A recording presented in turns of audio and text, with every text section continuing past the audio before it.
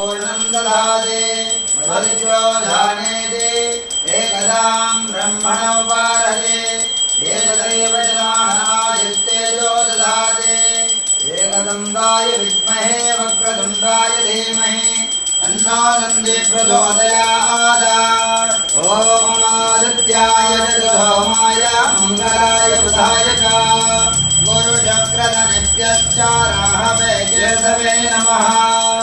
ॐ कर्पूरगौरं करुणावतारं संसारसारं भुजगेन्द्रहारं सदा वसन्तं हृदयारविन्दे भवं भवानी सहितं नमामि गुरुर्ब्रह्मा गुरुर्विष्णु गुरुर्देवो महेश्वरः